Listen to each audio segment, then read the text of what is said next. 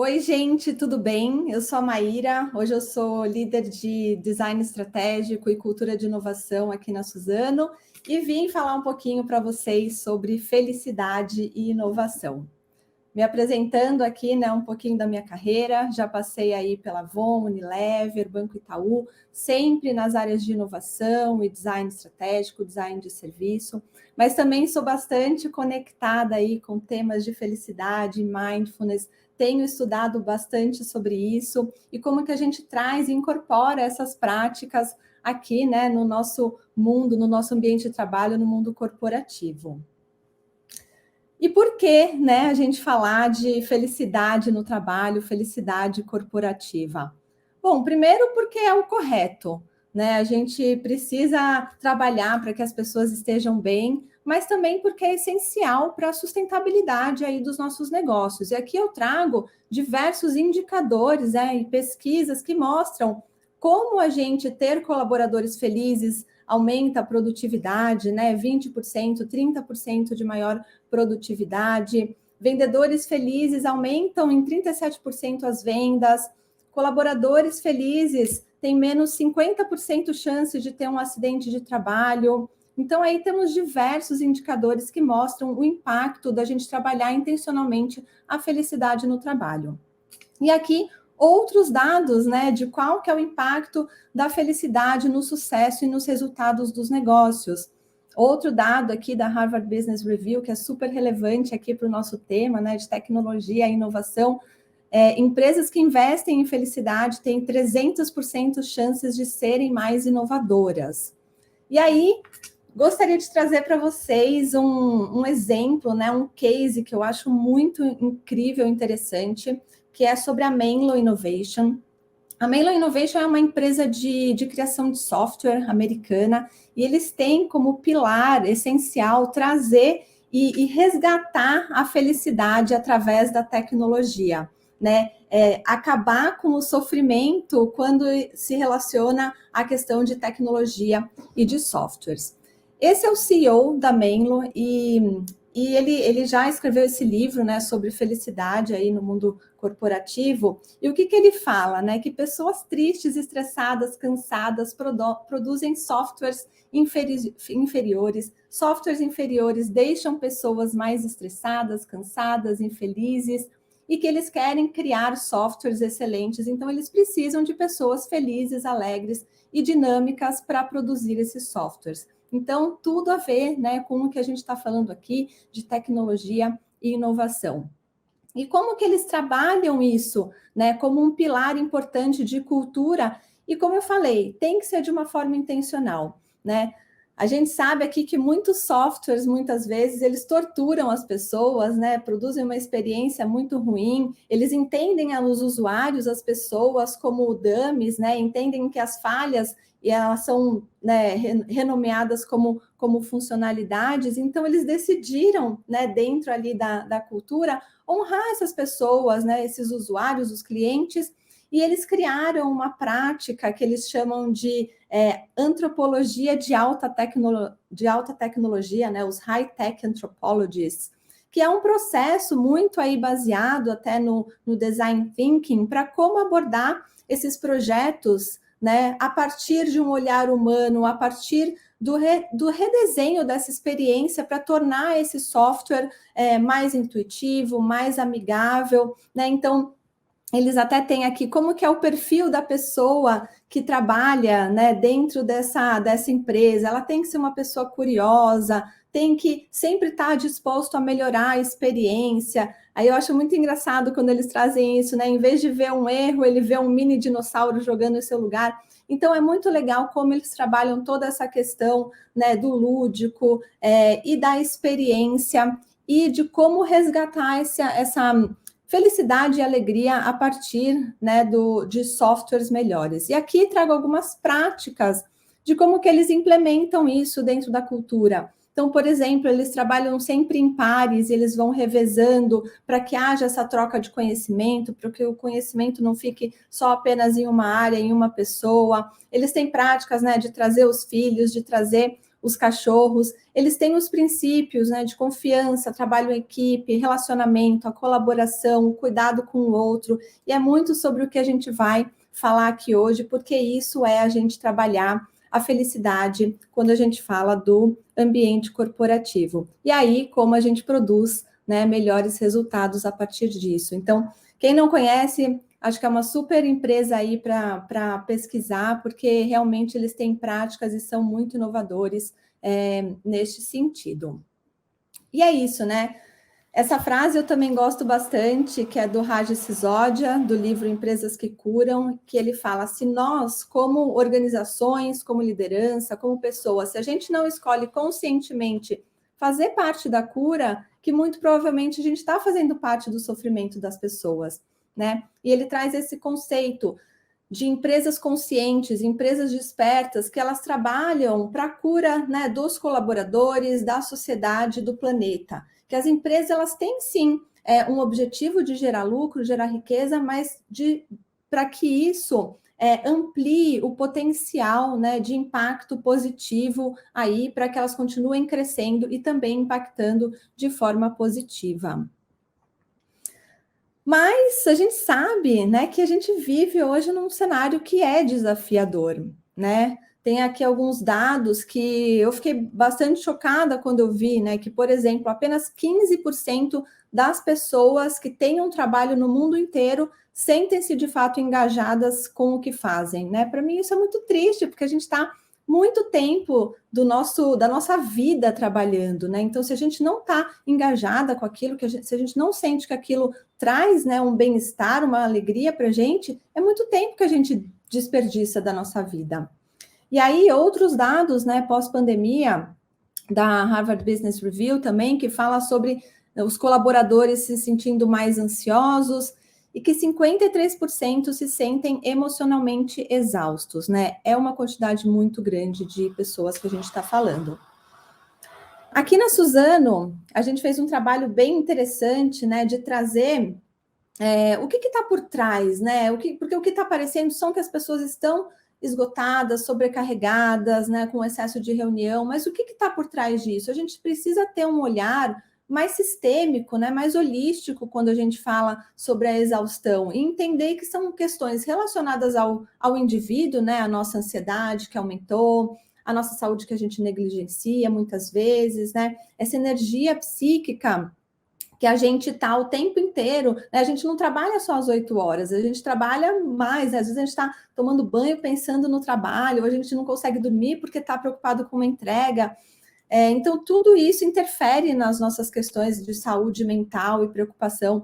Fora isso, também tem a nossa energia que a gente coloca, né, muitas vezes ali em iniciativas que estão relacionadas à minha motivação intrínseca, mas que eu também acabo absorvendo, né? São coisas positivas que eu quero fazer, que eu quero trabalhar, mas muitas vezes acaba também me sobrecarregando.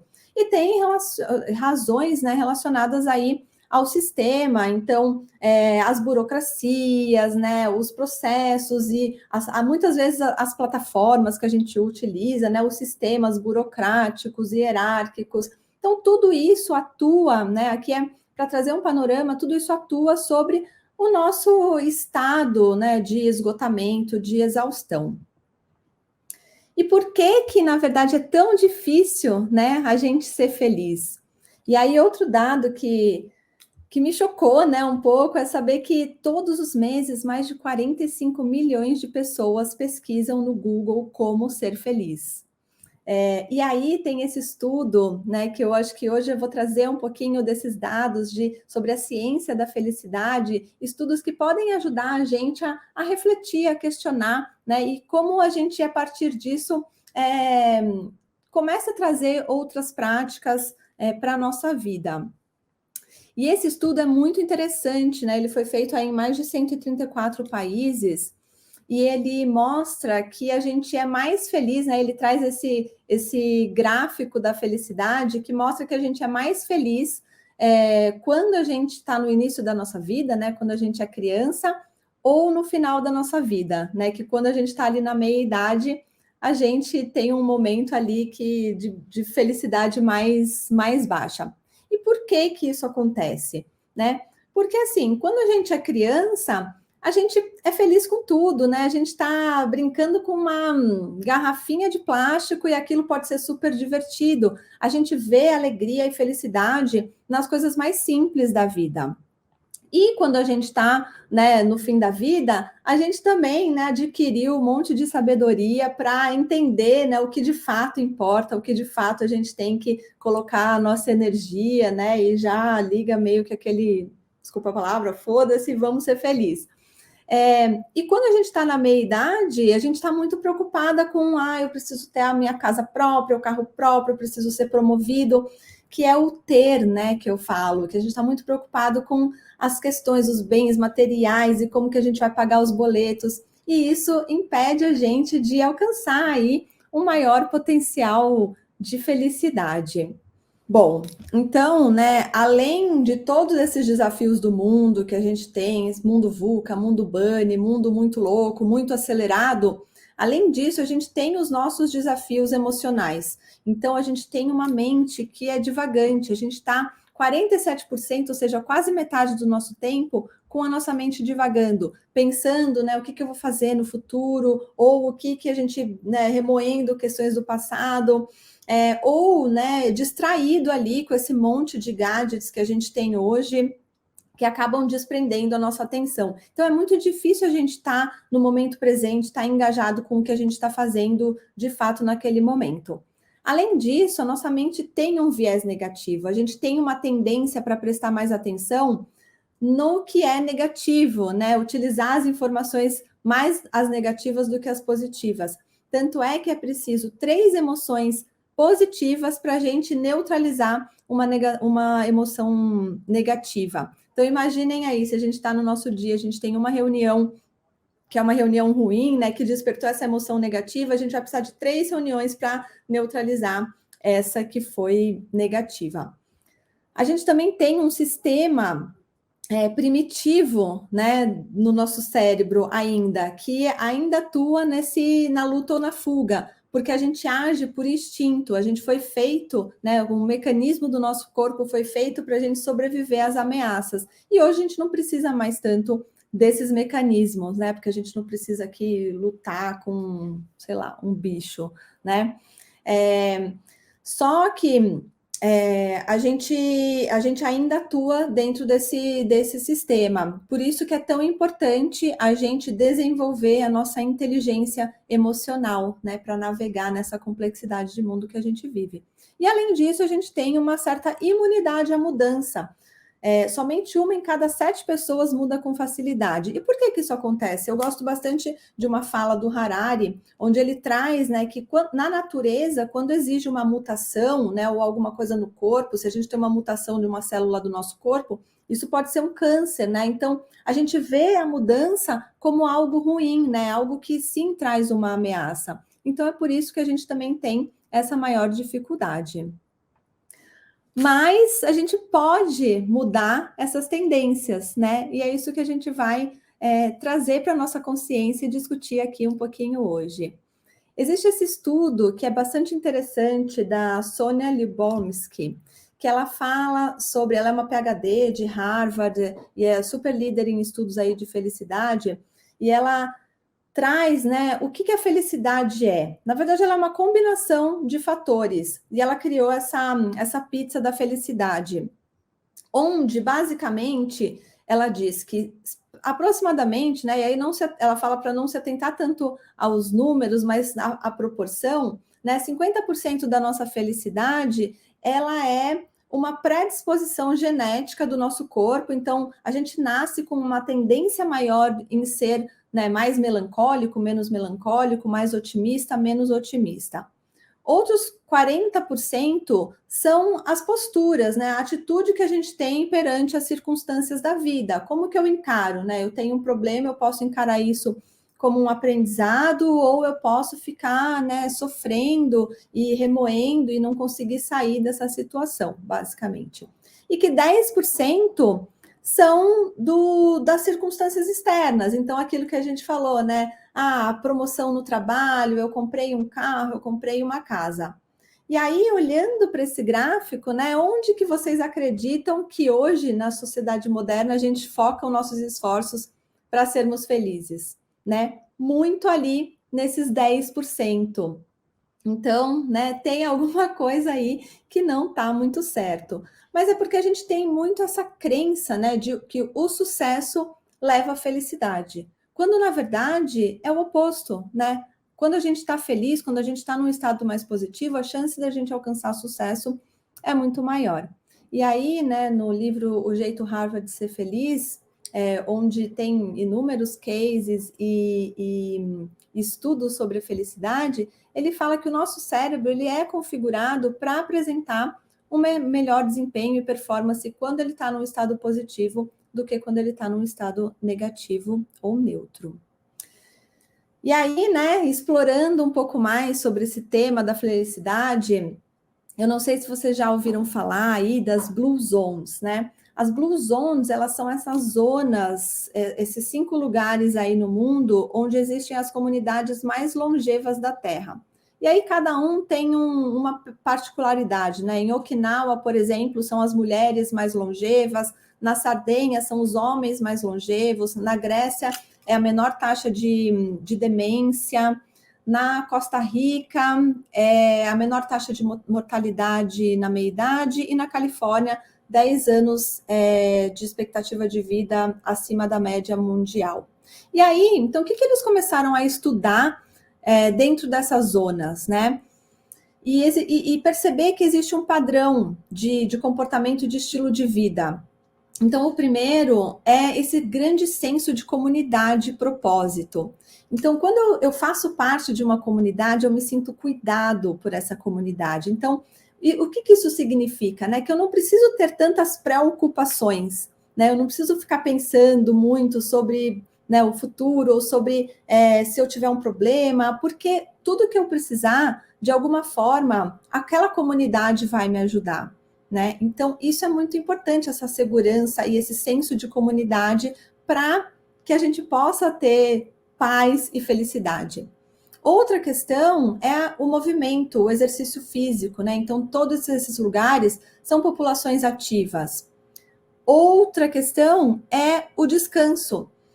Então, a gente precisa desse momento de descanso. O estresse, ele é inerente da vida, né? A gente não tem como a gente viver uma vida sem estresse, ou, né, muito difícil. Mas o que, de fato, é importante é o tempo que a gente leva para se recuperar desse estresse, né? Esse descanso que a gente precisa ter. Então, aí tem, né, em países ali da Europa, a famosa siesta depois do almoço. Então, isso são práticas que ajudam a gente a fazer essa recuperação da nossa energia. Além de, claro, né, uma boa alimentação, que também é um padrão aí comum dentro dessas áreas. E aí, né, falando em trazer felicidade de forma mais intencional para a nossa vida, existem também a dieta, né, dos hormônios da felicidade, que são a dopamina, a serotonina, a ocitocina e a endorfina. A dopamina, como que a gente libera a dopamina dentro do nosso corpo, né? Quando a gente faz exercícios regularmente, quando a gente dorme bem, então aquilo que eu falei, né, do descanso, que é muito importante, quando a gente celebra pequenas conquistas e pequenas coisas da vida. A serotonina, então, quando a gente tem a prática da gratidão, né, o agradecer, a ser grato pela vida ou por alguma coisa que uma pessoa fez, estar em contato com a natureza, né, porque a natureza ela nos ensina, ela atua sobre o nosso corpo. Cultivar e ter memórias especiais, isso também libera serotonina. A ocitocina, então, quando a gente medita, a gente está liberando ocitocina. Quando a gente está demonstrando afeto, então, abraço, né? O toque físico também libera ocitocina. Quando a gente realiza boas ações. E a endorfina, quando a gente dá risada, né, com os amigos, quando a gente está num ambiente divertido, praticando hobby, cantando e dançando. E aí, né, aqui você pode escolher, tem gente que, poxa, eu não consigo meditar, mas pratica exercício físico, mas eu acho que traz aqui um panorama de como que a gente pode estimular, né, esses hormônios dentro do nosso corpo.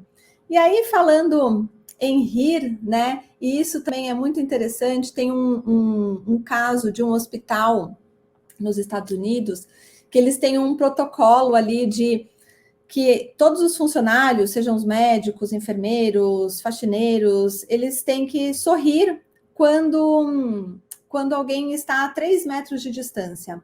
Né? E aí eles começaram a perceber, mesmo não estando com vontade de sorrir, e eles começaram a perceber o quanto isso mudou o bem-estar, né? Tanto dos pacientes como dos colaboradores, e gerou, né, mais bem-estar, mais felicidade. E aí aqui eu proponho uma pausa para que a gente dê aqui 1 minuto de sorriso, e eu vou passar um vídeo bem rapidinho para vocês, mas muito legal.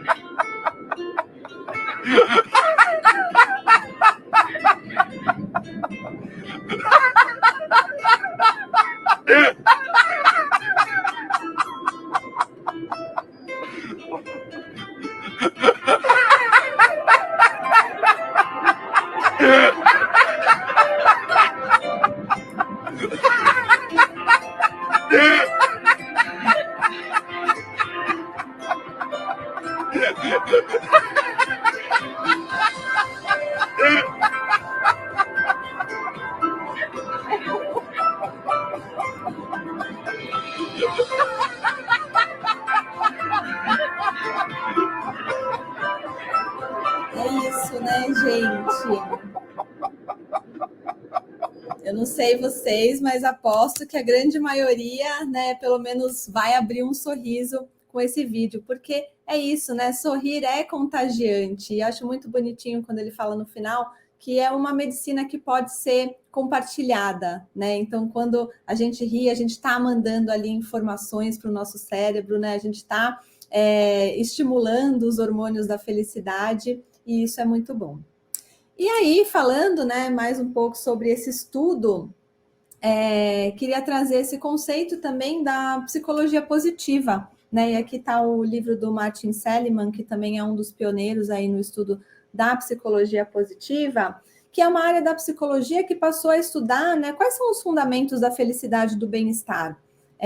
O que faz, né, pessoas que prosperam, pessoas que são felizes, o que faz essas pessoas serem felizes? E focar também nos nossos pontos fortes, nas nossas virtudes, porque a gente tem muito essa crença, né, que a gente precisa se desenvolver em habilidades que nos faltam, né, e que às vezes a gente precisa mesmo, né, a gente precisa ter um conhecimento de determinada disciplina ou alguma habilidade humana que a gente não é tão bom, né, mas que precisa, enfim, para sobreviver. Mas aqui ele traz, né, como que a gente pode focar no que a gente é bom, na nossa potência, né, e ser estimulado e estimular os nossos talentos, porque assim a gente tem uma vida mais feliz, a gente performa melhor.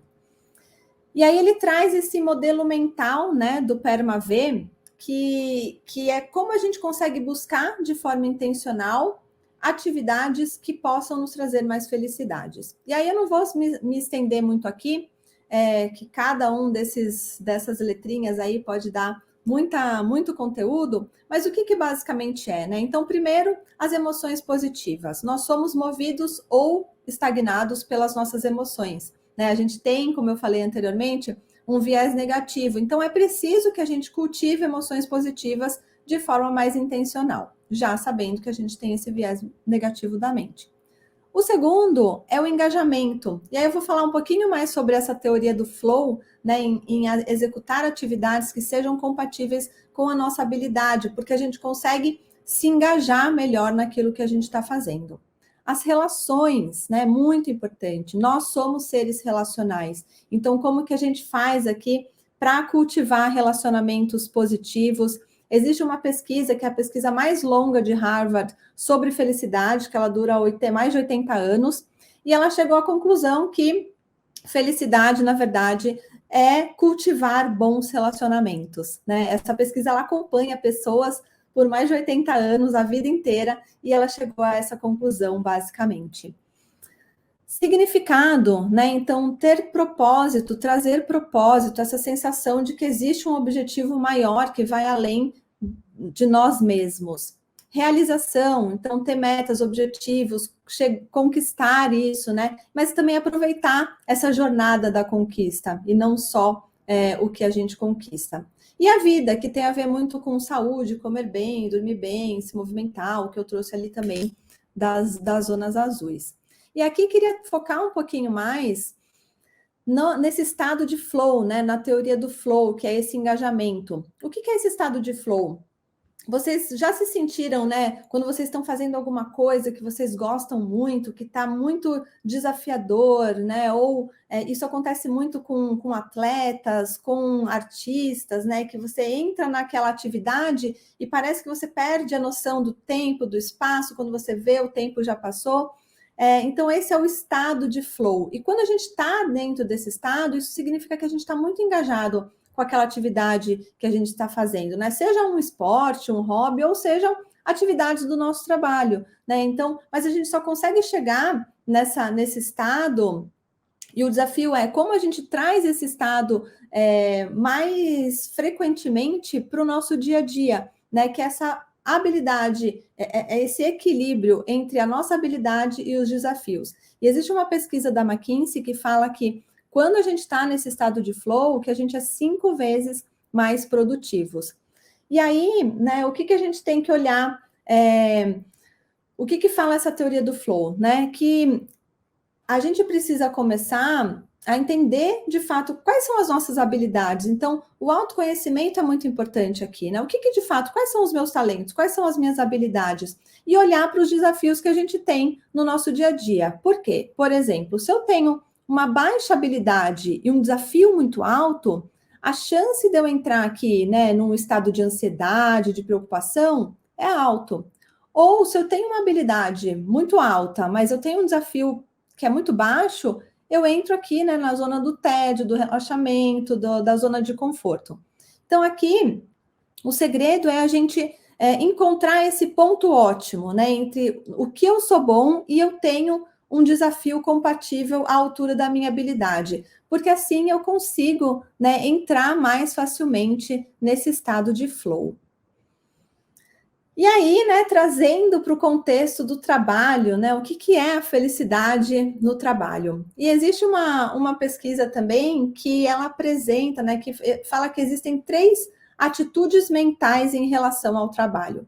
Então, primeiro eu vejo o meu trabalho como um emprego, né? Então, eu trabalho como um fardo, o salário como uma recompensa, a gente fica esperando, né, o sextou para ser feliz, né, no final de semana. E outra maneira, outro estado mental é eu enxergar o meu trabalho como carreira. Então, aqui existe um nível de engajamento maior, né? Não é só por necessidade, não é um fardo, é mais porque eu tenho a ideia de progressão, de ter sucesso. Então, eu tenho um pouco mais de engajamento. Ou eu posso enxergar o meu trabalho como uma missão, né? O trabalho como uma gratificação, como algo que eu estou atuando nos meus pontos fortes, né? Eu não estou só preocupada com as recompensas externas, com o salário, mas eu consigo contribuir dentro do que eu faço para um bem maior, né? Atuando ali nas minhas potências e construindo, tendo um senso de propósito, conectado com o propósito do que eu faço. E aí, muita gente me fala assim, mas isso né? A gente só consegue ver o trabalho de missão para quem é privilegiado e trabalha com o que gosta, e, né, ou em empregos mais nobres, né? Por exemplo, os médicos que tenham. E aí eu trago o caso aqui do Renato, né? O Renato é o Gari Sorriso, não sei se vocês conhecem, mas ele é um super ícone do Carnaval do Rio de Janeiro, porque quando passa ali, né? Ele passa limpando a Sapucaí, sorrindo, sambando, ele tem até um bloco. Então, é uma forma, né? E a gente muitas vezes é uma profissão que é meio marginalizada ali, né? Quem nunca escutou que se a gente não estudasse, a gente ia virar gari. E Renato vem para mostrar que, né?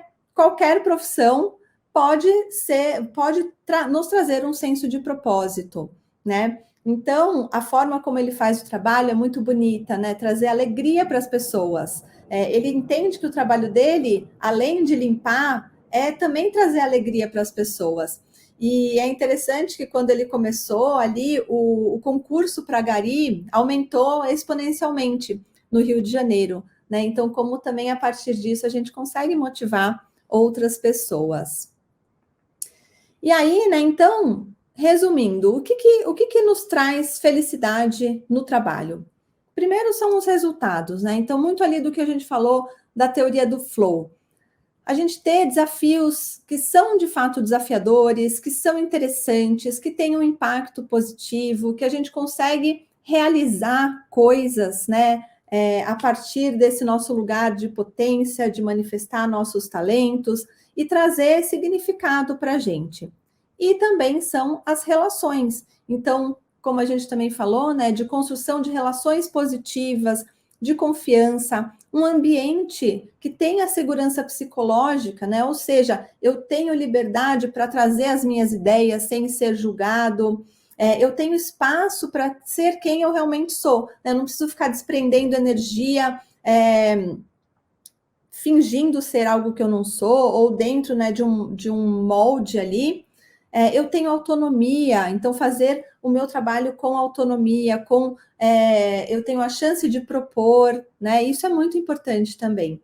Flexibilidade e empatia. Então, eu construí um ambiente, né, onde eu posso ajudar as pessoas e saber também que eu vou ser ajudado, empático, também é muito importante.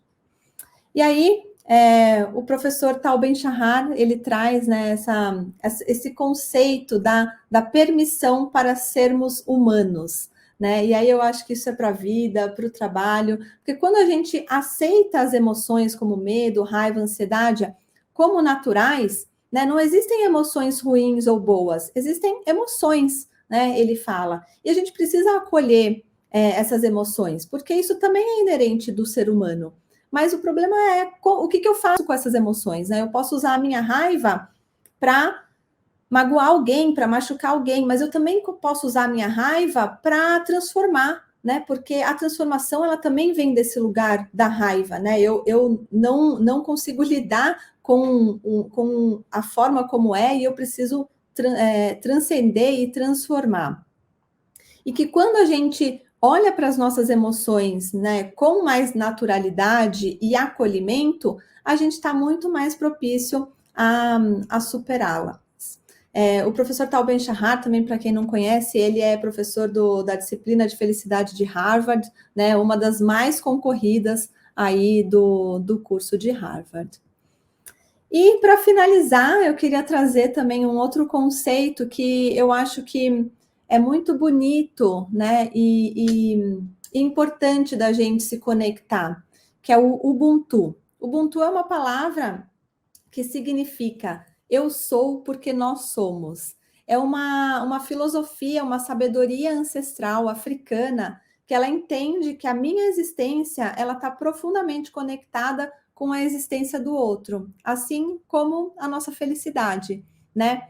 Que é sobre cuidar do outro, não porque isso me traz, não só porque isso me traz bem-estar e isso me faz bem, mas porque cuidando do outro, eu também estou cuidando de mim mesma, né? E quando a gente olha para a natureza, para os processos, os sistemas naturais, né, como as árvores, é um sistema de codependência e que a gente precisa, né, as árvores precisam se conectar porque elas são codependentes, existe toda uma rede de conexão e comunicação para que elas possam prosperar. E eu acho que o mesmo, né, acontece com nós, seres humanos, que somos parte da natureza também, né? A gente tem uma natureza cooperativa e colaborativa.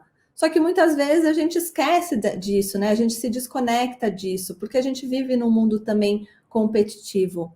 Então, para mim, né, felicidade é muito sobre a gente resgatar essa nossa essência de cuidado com o outro, de colaboração, de confiança.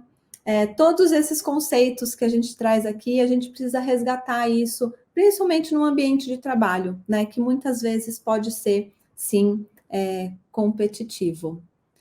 Então, é isso, gente. Aqui algumas referências, né, que eu utilizei para a construção desse material e deixo aqui com vocês também.